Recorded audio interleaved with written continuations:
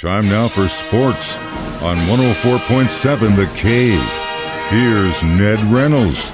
Mike, the intern, Ned Reynolds, in the studio on a Wednesday morning. So playoffs haven't even started yet, but the NFL likes to keep the ball rolling into the next season. It is a 12-month of the year league, after all, and we now know who the Chiefs are going to be playing on the road and at home. Of course, the AFC West divisional rivals, they play both, so that always happens. But looks like they're going to Green Bay, Jacksonville. Now, wait a minute. Aren't you supposed to be asking me these questions? I want to talk about this for a second. I haven't even asked a question yet. Jacksonville Jets, Minnesota, which we haven't been to Minnesota in a minute. But my point is, I usually like to see at least one game that's close enough that I can travel to, but it doesn't look like there's anything that's close by. Green Bay's not that. Nah, and really the Minnesota one too, kind of. Jacksonville, Denver's probably the closest, but that always happens. That's happening every year. Goes. Yeah, and you're right. It's a pretty good schedule. There's one at home that you probably want to see, and that's the Philadelphia Eagles. They'll be in there to play the Chiefs. You gonna go to that one? No, probably not, because it's beyond. What if I can get you that club level seating, man? No, it's not so much that. It's hanging out with the people. And I don't misunderstand. I'm not anti-people, but it's a different crowd altogether. Football as opposed to baseball. Yeah, too rowdy. I'm an old man. Come on. Okay, here's what we'll do. We'll limo you in there. We'll get you in there about 11:30. Enough time for us to walk to the club, get you a whiskey, and we'll go straight to the seat. You won't have to see anyone watch the game. Not good enough. It has to be 2 whiskeys. Okay, well then, all right. I'll get to work. I got what, 8 months or so we'll figure that out. But I'm getting you to that game. It is a pretty good, and you're right. When you made the comment about the NFL, this is the best marketed organization in the country. They know exactly what they're doing. They have the NFL name out there, if not every day, certainly every week. All 52 weeks of the year, you have something about the NFL in the sports docket. Be it the combine, be it the draft, be it whatever, be it your team issuing free agents and things like that. It's right there. Well, this time it's the scheduling. Now, the dates, they won't be available until after the draft sometime in April. But you're absolutely right. At home, they have all the divisional rivals. The Buffalo Bills are playing in Kansas City again. Do they ever play the Chiefs in Buffalo? Doesn't look like it, but that happens to be the rhythm in which the NFL has an agreement with each of the divisions. The Bengals, Cincinnati Bengals will be there. Miami Dolphins will be there. The Detroit Lions, a much improved football team, will be in Kansas City. Chicago Bears, they're not much improved. Philadelphia Eagles, who this year have the best record in the NFC. That may not last in the playoffs. That may come crashing down. And on the road, you go to Jacksonville, you go to New England, you go to Green Bay, as you mentioned, Minnesota, and the New York Jets. How interesting is this? The New York Jets. Well, they're getting better, too. Everything shapes up as, while this is not the toughest of all schedules, it'll be a good challenge for Kansas City. The interesting thing is, and you mentioned as far as the Eagles go, that is a team that could definitely be dangerous next year as Jalen develops. Same thing with the Jets. They could also be. We'll see. Strength of schedule. When you look at it, you're like, man, Chiefs. That's a tough run with the exception of a couple. But at the end of the day, it's all on paper. You know how that works when we're on the field. The coach of the Eagles is Nick Sirianni, of course, who has relatives and in-laws are here. They live here in Springfield. Sirianni is also a former assistant coach with the Chiefs a number of years ago. So he'll be coming home. Of course, in the NFL, it's a fraternity. All these coaches go everywhere, and whatever the paycheck is going to be good, and wherever they're hired, there will be new head coaches next year too coming in. So it'll be interesting to see how things shape up. Something else that's interesting is when you look at these opponents, not necessarily in the AFC West, but just in the league in general, there is a possibility that one of three of these games could possibly be a rematch of the AFC Championship if the Chiefs go, and at least one of the three of these teams that are in the playoffs go too. So that's something else to look at, but it's interesting. All right, baseball story of a free agent returning home. Very bizarre. This is, without question, the strangest story in baseball, not just of this year, but in past years. Here's Carlos Correa, who we saw play down here in the Texas League. He was with the as Corpus Christi Hooks. That's when he was with the Astros organization, and a really, really top-notch player. In fact, he began his career 2013 as one of these little deals that major league teams have where they put a guy in the minor leagues for a number of weeks so they can avoid the contract stipulation. Anyway, he opened the 2013 season here in Springfield, and 3 weeks later he's playing shortstop for the Astros. That's how good this guy was. Anyway, Correa was a free agent. Left the Minnesota Twins as a free agent, went to the San Francisco Giants on a 6-year, $360 million contract. Oh, actually, it's 13 years and $360 million. Didn't pass the physical because in 2014 he had ankle surgery. So the Giants said, I don't know if this is going to happen. Here come the New York Mets. We'll take him, bring him on in.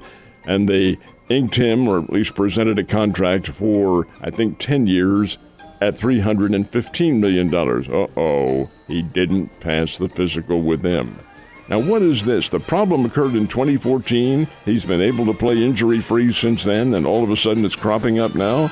Well, I think Mr. Correa saw the handwriting on the wall, and he returned yesterday to the Minnesota Twins, and they said, what about the physical? We'll take care of that later on. So they get him back at a cheaper rate. And I think that's what it was all about to begin with. But at the end of the day, he's still getting paid a lot of money. How about 6 years at $200 million? Yeah. Dude. Hey, folks, come on. Just ride it out for 6 more years. Buy an island. See you later.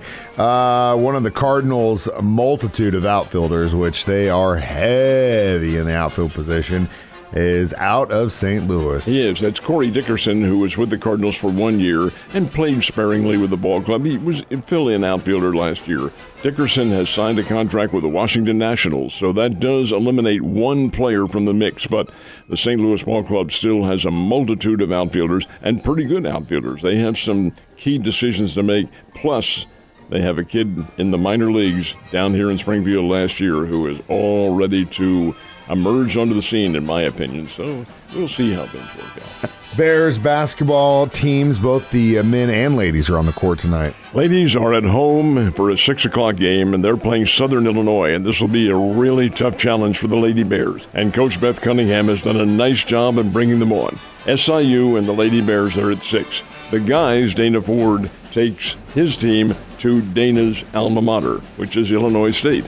And they'll play up in Normal, Illinois. That's a 7 o'clock game tonight. These are both pretty good midseason challenges for both these teams. Now, what do they mean as far as the standings? Well, both teams are vying for first place in the conference. And ending up with a top seed when you get to tournament time in March, well, that's big, very big, because you get a couple days off to rest and relax and so forth and so on. But you have to win them first, and Missouri State will be faced with those challenges coming up tonight, both genders, ladies and men. It's good to see that they are at least on the right path as of right now, but they still got a long way to go throughout the season. All right, we know that they are the national champions, the Georgia Bulldogs, and we already know who they're going to open their season up with in the fall, and this is a little iconic, isn't it? It is. It's weird when you think about it, because there's a local irony to all of this.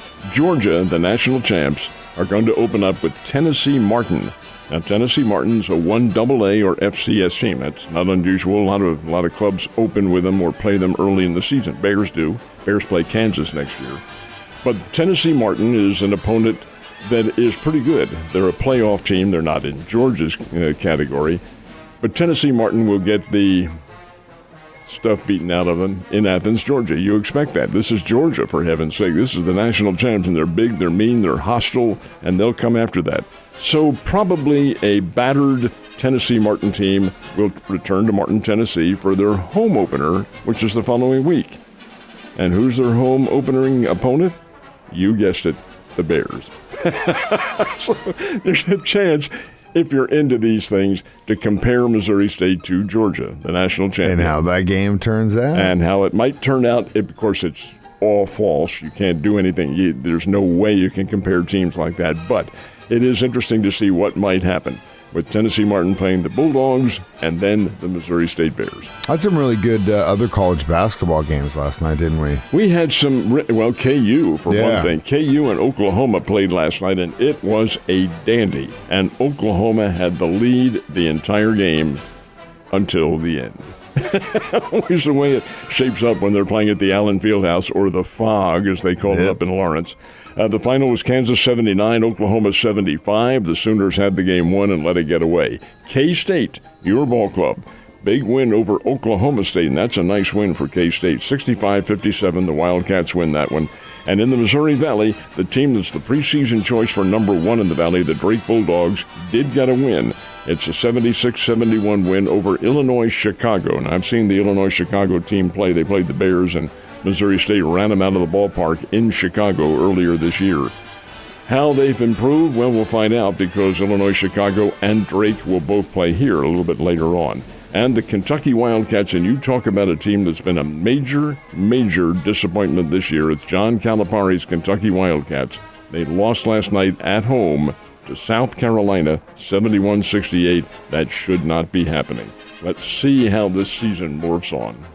It's been exciting so far, and I got a chance to watch a lot of it in Vegas there at the sports book. And, man, it's some really good teams. It's almost as if you're kind of feeling the same changing of the guard in college basketball as we are in college football, with the exception of the normal key players. When you're into it, Mike, when you're really into sports, the time to go to Vegas is the big March Madness, because the games are they have these huge screens and all the books. That place is sold out already now for that. I have a lady friend who made a trip out to Vegas.